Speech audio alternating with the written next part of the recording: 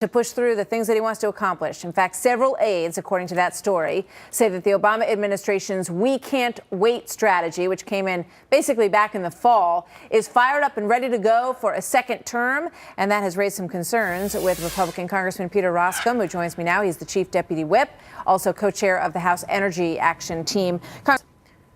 Well, I think the president has really been very disappointing in how he's approached this. The country gave him an overwhelming vote of confidence when he won a big election in 2008 that's been well documented and well discussed.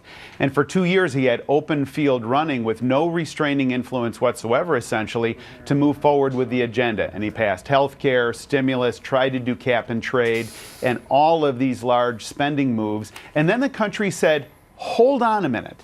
This isn't what we signed up for, and they very much and very clearly said we want to move in a different direction. And rather than listening to the public, I would argue, the president has said, look, I really don't care what the results are the 2010 election. I'm going to continue to move forward with an agenda that seems to be more and more and more out of step. And well, so you look at gasoline. Within a half a mile of the studio here in Chicago, gas is about $4.50 a gallon. The president has not used any of executive authority to lower gas prices, which are things that are really inextricably linked to long-term economic prosperity. How would you do that? How would you use executive powers to lower those gas prices in your I think it's very simple. I think what you do is you don't slow walk permits. You accelerate permits for oil and gas exploration off of the coast and in the Mountain West. You begin to communicate a far different energy agenda than that is saying yes to Solyndra